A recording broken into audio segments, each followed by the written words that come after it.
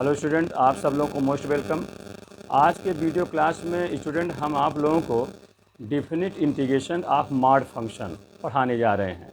ये mod function के समाकलन जो है निश्चित समाकलन बताने जा रहे हैं, जो कि विभिन्न कंपटीशन में काम आएंगे।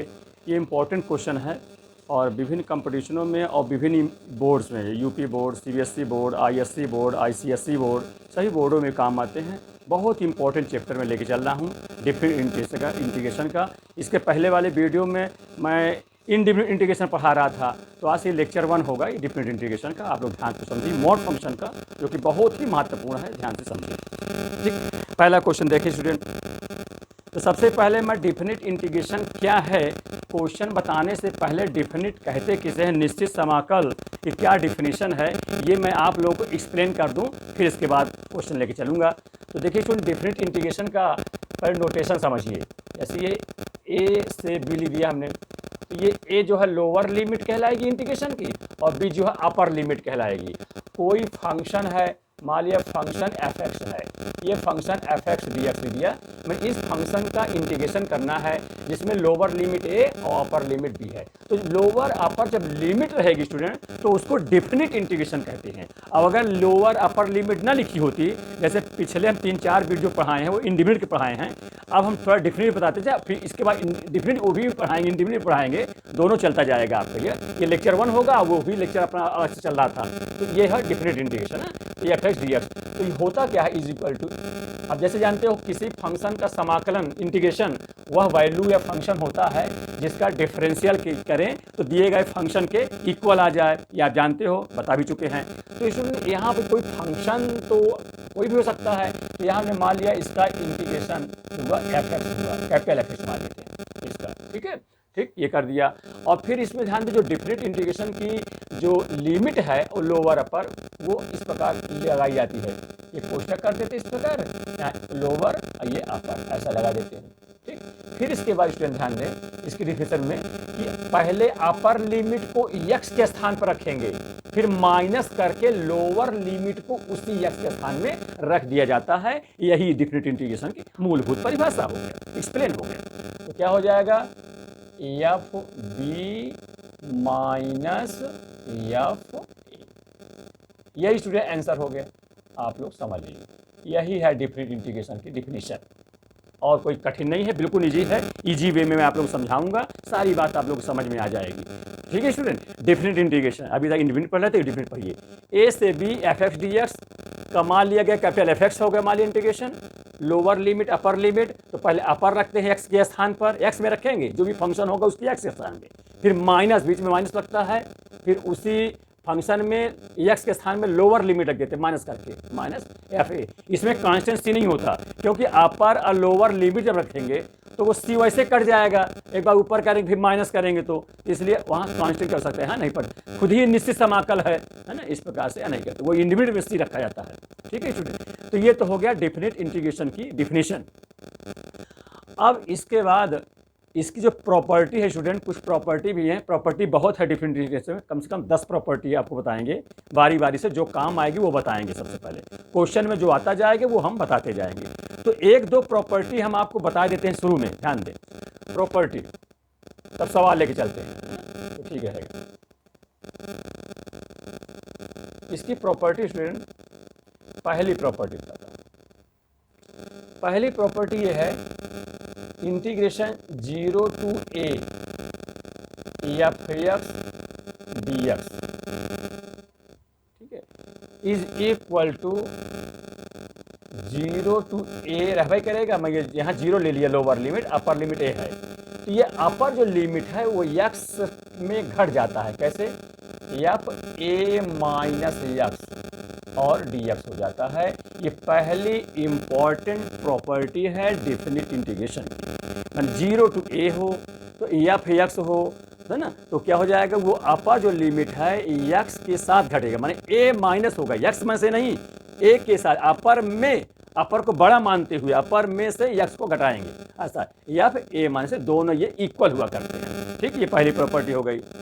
इसी में दूसरी प्रॉपर्टी आपको बताऊंगा, ठीक है। दूसरी प्रॉपर्टी यानी इंटीग्रेशन माइनस ए से प्लस ए अगर है, जो यहाँ काम आएगी सबसे पहले उसको बताने जा रहा हूँ, फिर धीरे धीरे सबके बताता चलूँगा। या फिर एक्स डी एक्स अगर इस टाइप का है, माइनस ए से ए या फिर एक्स डी एक्स है, और फंक्शन या फिर एक्स इवन फंक्शन है। कैसा है? Even function. फंक्शन या फिर x is even, even function यानी इफ फंक्शन या फिर इवन फंक्शन। अब स्टूडेंट इवन फंक्शन का मतलब समझ लीजिए कि जैसे एक्स के स्थान में नेगेटिव रख दिया जाए, माने माइनस एक्स कर दिया जाए, तो वैल्यू चेंज ना हो, नो चेंज, माने या फिर एक्स वही चीज रहे, तब ये इवन कहते हैं। अब आठ कब कहते हैं? आठ भी समझ लें, आठ कहते हैं जब एफ माइनस एक्स रहे माने माइनस करें तो माइनस आ जाए, माने माइनस एफ एक्स आ जाए, तब वो आड फंक्शन होगा। यहाँ तो हमें इवन बताना है कि ये माइनस करने पर वही आ जाए तो वो उसको इवन फंक्शन कहते हैं, यानी सम फलन और इसको विषम फलन। ठीक है, सम फलन और विषम फलन। तो यहाँ स्टूडेंट ध्यान दें, माइनस ए से ए है ना, माने उसकी माने -2 से +2, -4 से प्लस इस टाइप का, तो माइनस ए से प्लस ए, लोअर लिमिट अपर लिमिट इस टाइप का है। तो इसका जो इंटीग्रेशन होता है, जब अगर फंक्शन इवन है, फंक्शन कैसा है? इवन है, तो स्टूडेंट ध्यान दो, जो माइनस हट करके वो जीरो से शुरू हो जाता है, यानी जीरो से ए, और जो माइनस हटेगा जीरो से होगा तो वो 2 टाइम्स हो जाएगा, और function F X D X ही रहेगा उसी प्रकार से। ठीक है, अच्छा इसको समझिए, इसको थोड़ा समझ लिया आप लोग। जैसे देखो स्टूडेंट, अब इस पैसे को माइनस लगा होगा, जैसे ये माइनस ए है, यहाँ प्लस ए है, अगर जीरो है, तो अगर या पहले लिमिट यहाँ से यहाँ थी, अब उसको हम इवन जब होता है तो जीरो से माने पॉजिटिव के लिए चलते हैं, तो ये यहाँ से लेंगे है ना, या ऐसे कहते हैं, ऐसे कहते हैं, तो यहाँ से जब लेंगे हम स्टूडेंट तो ये वाला भाग हट जाता है, तो एक पार्ट ये मानिए, एक पार्ट ये मानिए, इसीलिए 2 से मल्टीपुल हो गया है जब जीरो से शुरू कराएंगे तो, और जीरो से कम हो जाएगा जब फंक्शन इवन हो तो। ठीक, इस टाइप से 2 लग जाता है, मैंने एक पार्ट और 2 पार्ट, एक पार्ट ये, एक एक 2, इसीलिए जीरो से कहने में माइनस हटाना है तो कहने में 2 टाइम्स लगाना है। ये हमारा है कौन सा हो? डिफिनिट इंटीग्रल सेकंड प्रॉपर्टी हो गई, बहुत इंपॉर्टेंट प्रॉपर्टी है, इसको समझ लीजिए। इसी में स्टूडेंट अगर ये आड फंक्शन होता, क्या होता? ये आड मतलब माइनस रखने पर निगेटिव आ जाता, तो टोटल वैल्यू ही जीरो हो जाती, बस ये ध्यान दीजिएगा। इवन है तो ये हुआ, अब आड है तो जीरो हो गया, इसका कुछ करना नहीं है, उसका आंसर ही जीरो हो जाएगा। तो इस प्रकार से ये 2 प्रॉपर्टी हमने आपको बताया, इसको आप सीखें। प्रॉपर्टियाँ बहुत हैं, तो वो धीरे धीरे हम सब आपको सिखाएंगे। अभी जो इसमें काम आएंगे इकट्ठा सब बता देंगे तो आपको ज़्यादा लगने लग जाएगा, इसलिए थोड़ा बता रहे हैं, और इसके बाद आगे हम सवाल पर ले चलते हैं। ठीक है।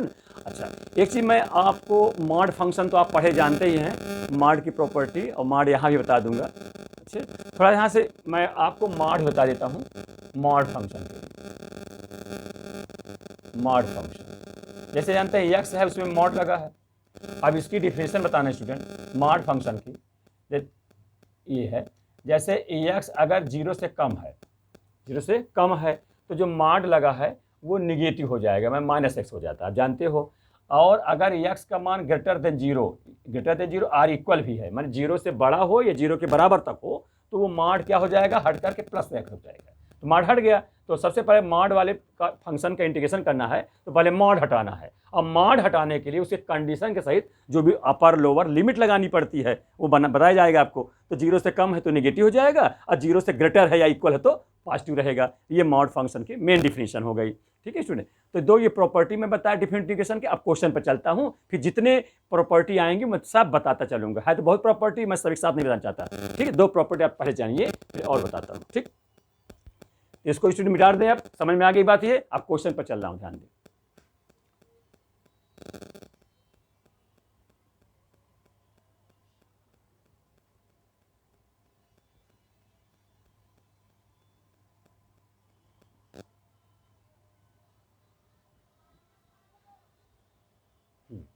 अब देखिए स्टूडेंट, क्वेश्चन पहला बहुत अच्छा क्वेश्चन है।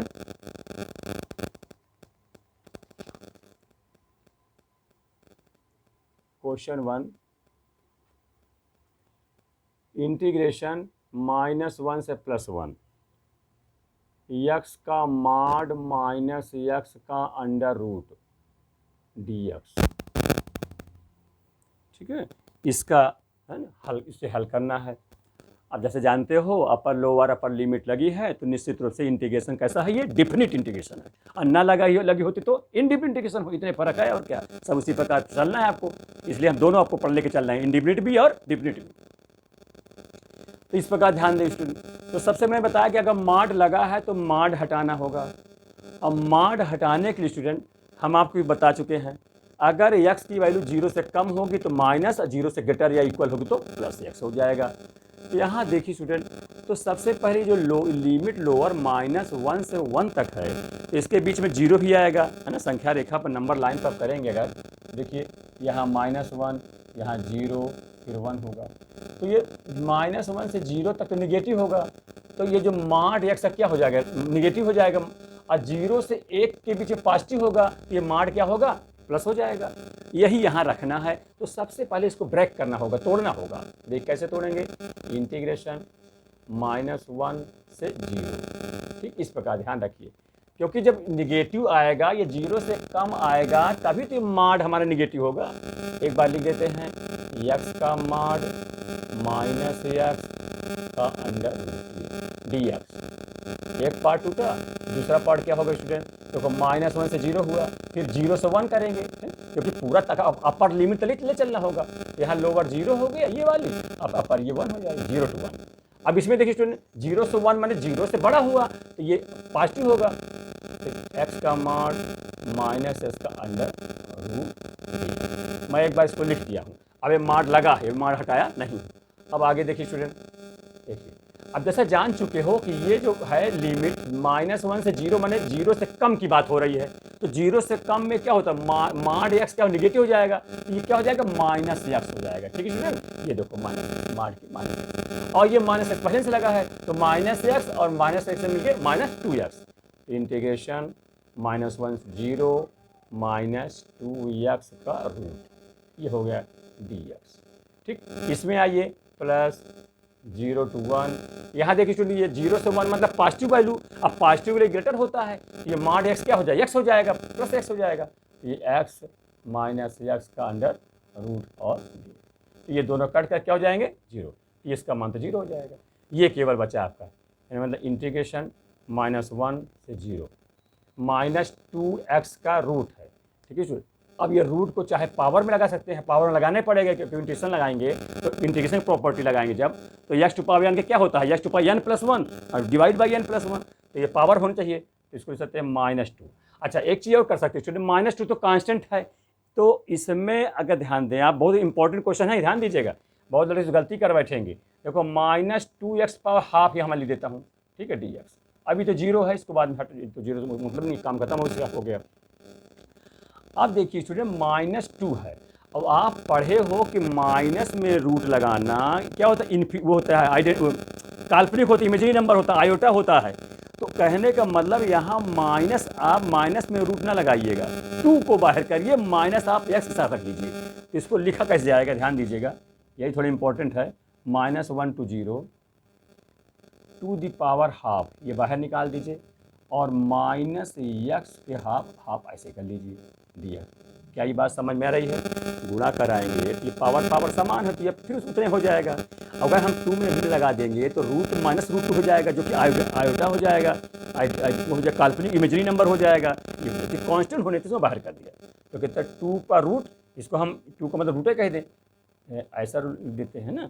अब इंटीग्रेशन -1, ठीक है, से 1, एक बार 0, -1 से 0, और ये हुआ -x to the power half. इसको बहुत अच्छे समझिए, बहुत बारीक से, मैं धीरे धीरे से समझा रहा हूँ सारी बात। क्या स्टूडेंट यहाँ तक आपकी सारी बात समझ में आ गई है? ठीक, समझ लें कि -2 को जो हाफ लगा, तो मैं 2 के हाफ निकाल रहा हूँ, माइनस को उसके साथ लगा रहा हूँ, ताकि इमेजरी ना महसूस होने लगे, आयोटा ना आने पाए। इस प्रकार से करना। अब इसमें अपना इंटीग्रेशन का फार्मूला लगा दीजिए, लगाइए इसको, ये √2 ये हो जाएगा। अब देखिए स्टूडेंट क्या होता है, अब ये लगाएंगे तो कितना होगा, माइनस जितना संख्या होती, जो वेरिएबल होता है ना वो लिखेंगे। अब पावर में जोड़ते हैं तो एक आधा है, हाफ है, एक जोड़ेंगे तो 3/2 हो जाएगा। और उतने से स्टूडेंट डिवाइड करेंगे, 3/2 कहें, चाहे वो एक डायरेक्ट 2/3 कह देते, है ना। चलिए फिर से ध्यान दीजिएगा, x के अलावा माइनस भी लगा है तो उसका अगेन होता है, आप ये भी जानते हो। अगर केवल x होता तो ना होता, माइनस x है तो अगेन डिफ्रेंशिएशन, तो अगेन डिफ्रेंस मान इंटीग्रेशन करेंगे तो, लेकिन इसका डिफरेंस सोचेंगे कितना होगा, -1 आएगा। वो जो आता है वो भाग कर दिया जाता है इंटीग्रेशन में, जो इंटू में होता है डिफ्रेंशिएशन में, तो क्या हो जाएगा -1 और, तो -1 मतलब माइनस, इसका आंसर माइनस यहाँ लग गया। ये आप समझिए, ठीक से इसको समझिए, इतना होगा, चाहे यहाँ लिख देते माइनस, चाहे लगा दिए, ठीक है, ये होगा। अब इसमें हमको क्या लिमिट लगानी पड़ेगी। अच्छा ये कांस्टेंट है तो बाहर कर दी इसको मतलब नहीं, अगले बार कर देता हूँ। ये कोष्टक का ध्यान दीजिए, -1 से 0, अपर लिमिट फिर माइनस करके लोअर लिमिट, ये मैं डिफरेंस यहाँ बता चुका हूँ, ठीक। इसको आप समझ लीजिए ठीक से। मैंने क्या किया, ये माइनस यहाँ क्यों लगा, क्योंकि ये x और जैसे डिफरेंशियल करते हो, इसका डिफरेंशियल के भी अंदर वाले फिर से करते हो, जो आता है इंटू लिख देते हो। ये इंटीग्रेशन है तो डिवाइड कर दोगे, और चूंकि -1 ही है तो चाहे इंटू करो चाहे डिवाइड उतने होता है, ठीक।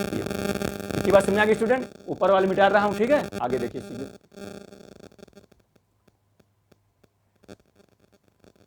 कई कंपटीशनों में आ चुका है स्टूडेंट, ध्यान रखिए। मैं इसीलिए एक ऐसा टॉपिक मैं लेके चल रहा हूँ जो ज़्यादा इंटरेस्टेड हो और हर वर्ग के स्टूडेंट इसको समझें, हैं। उच्च वर्ग के स्टूडेंट भी इसको विशेष ध्यान देंगे, यहाँ तक कि जेई के लड़के भी इसको समझेंगे, उनके भी काम की चीज़ें हैं इसमें। तो ये हुआ -√2 स्टूडेंट, ये है, और ये पलट के बाहर आ जाएगा तो 2 कितना हो जाएगा, 2/3 हो जाएगा, है ना। ये हो जाएगा 2/3।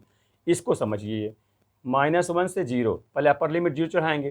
तो अब देख कैसे करते हैं, पहले x के स्थान में रखेंगे, x में 0 रखोगे तो पूरा मान 0 बन जाएगा, ठीक है, ये 0।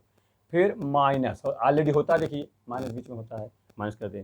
फिर -1 रखेंगे, इसी में माइनस x ही है, अब -1 रख दे तो -1 प्रश्न हो जाएगा, तो 1 हो जाएगा, तो 1 पावर कितना हो जाएगा, 3/2 हो जाएगा, ठीक है स्टूडेंट।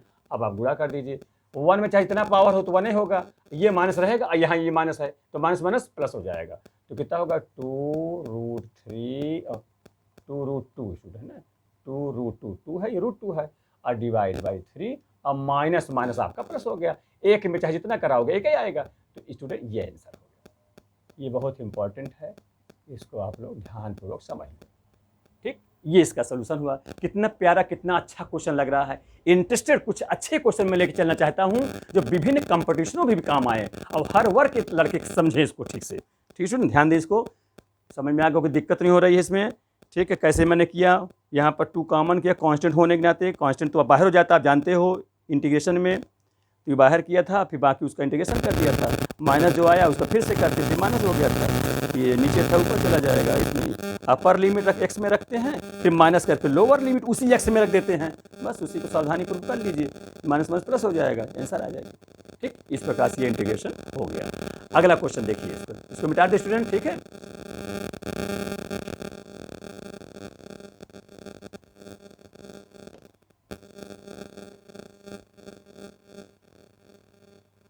इधर मिटा देता हूँ क्योंकि समझ में आगे हो गया।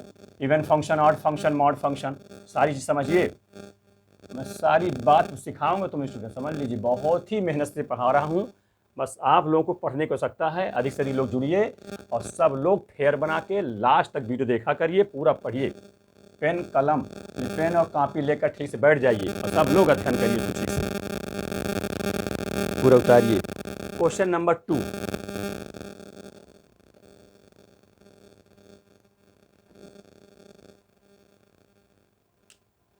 क्वेश्चन नंबर 2 बताने जा रहा हूँ। ये है स्टूडेंट, ध्यान दें, इंटीग्रेशन -2 से 2x + 3 का मॉड dx। ये भी बहुत अच्छा क्वेश्चन है, इसको समझें आप लोग। देखिए स्टूडेंट, जैसे मैं इसके पूरा प्रॉपर्टी बता चुका हूँ, अगर इवन फंक्शन आता है -a से +a रहता है तो 2 टाइम्स आप 0 से a हो जाता है जब इवन फंक्शन हो। क्या आइए देख रहे हैं, इवन फंक्शन होगा, x में -x रख देंगे स्टूडेंट, तो इवन का मतलब वही फंक्शन आ जा, क्या वही रहेगा। अगर -x रख दोगे तो -x जब रख दोगे तो कॉमन लोगे तो वहाँ से कहाँ रह पाएगा। देखिए ऐसे आप x से रखेंगे तो -2x हो जाएगा, अब +3 रहेगा मॉड, ऐसा ना कहोगे, ठीक, ये हो जाएगा। तो ये चीज़ सेम तो नहीं हुई। इसमें अगर माइनस कामन भी लेते हो तो माइनस कामन लोगे तो 2x माइनस 3 हो जाएगा।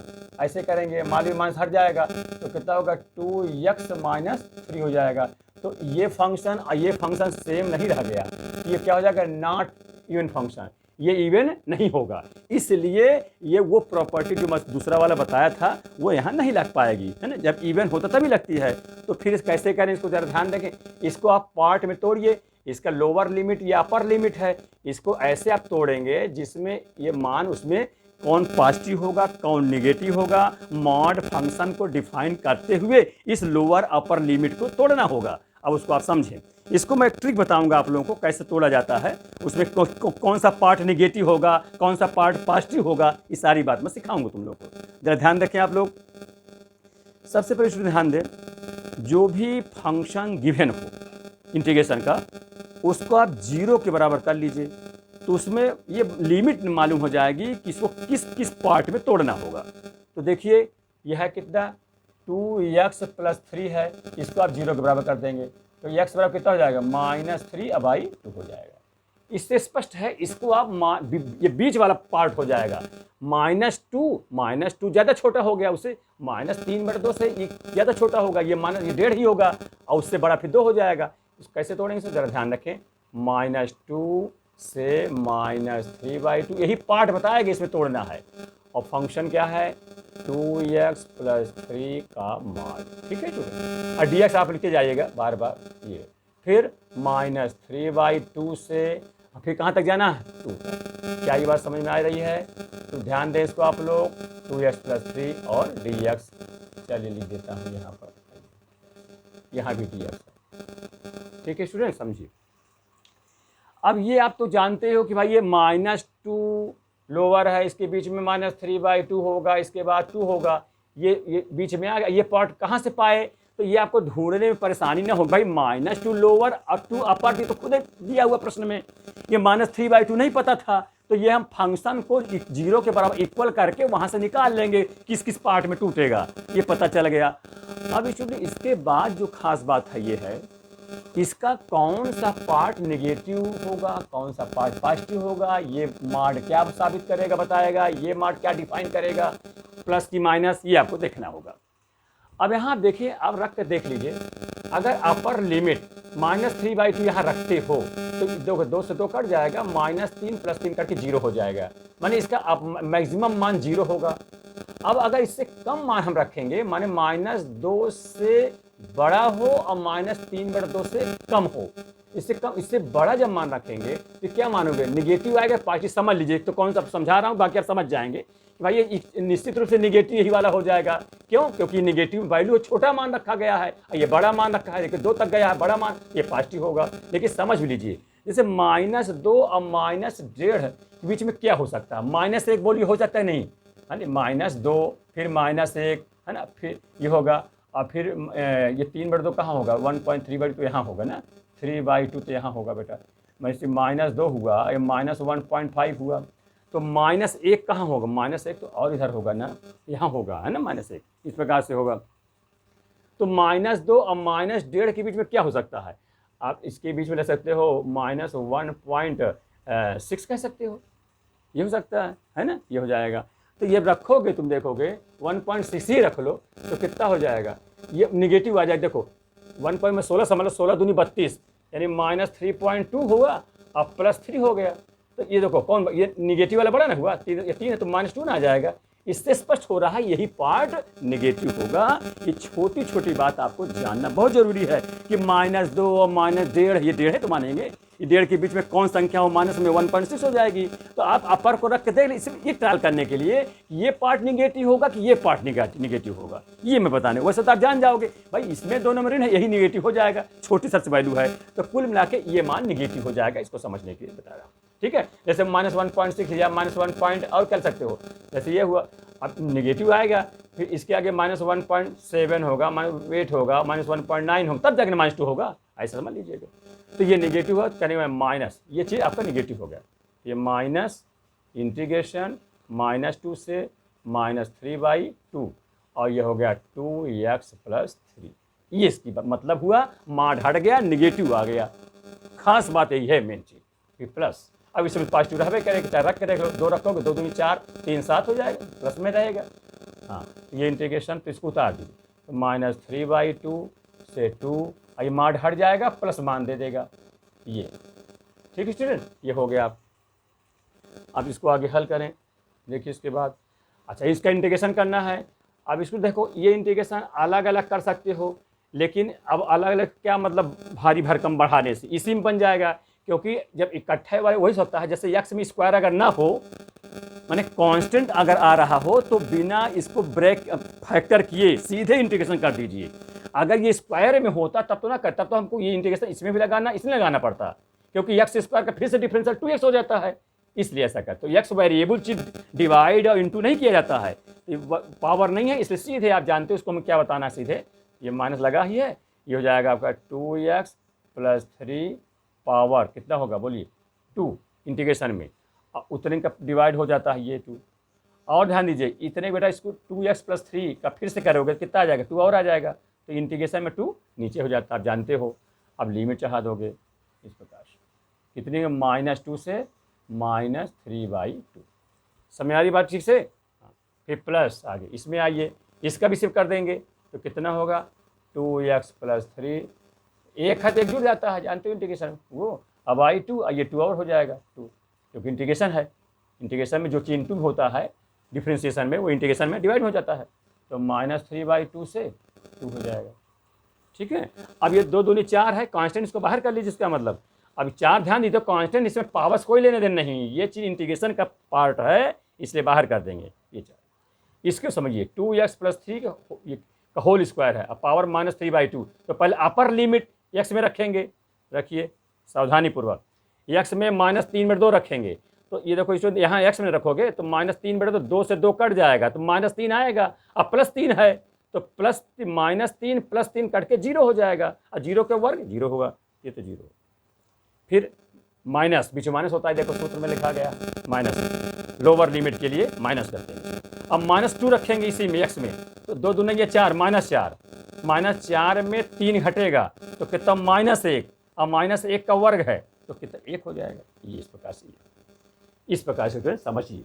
ठीक है, आगे बढ़िए, इसमें सेकंड वाले पार्ट में, यहाँ देखिए, यहाँ भी 2 दूनी 4, इसको 4 बाहर कर दीजिए, इस पर बाहर हो गया, तो फिर अब होगा क्या, ये पावर 2 है, अपर लिमिट है, अपर लिमिट रखेंगे, फिर माइनस करके लोअर लिमिट रखेंगे, तो 2 रखेंगे, तो कितना 2 दूनी 4 है ना, 4 और 3 ये 7 हो जाएगा, और 7 का वर्ग लगा है ना, तो वर्ग माने 7 का 49 हो जाएगा ये। अब बीच में ऑलरेडी माइनस होता है, ठीक, ये हो गया।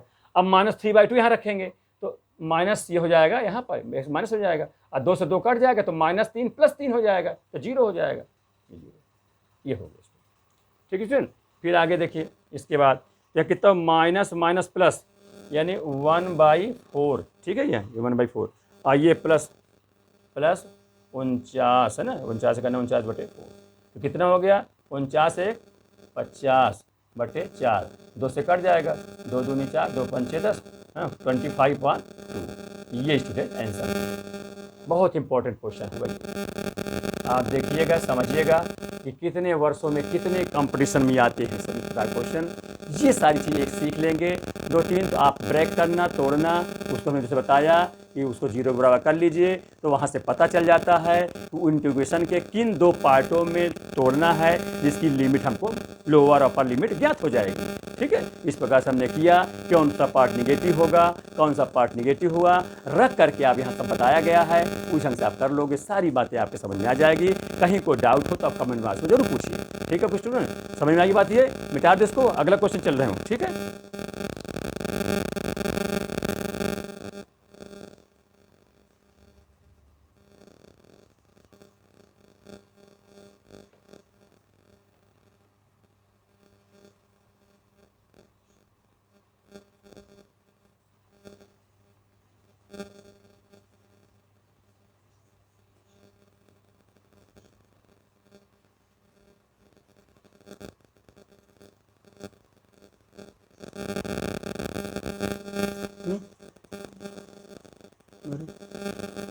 बंद कर दो, चलो तुम।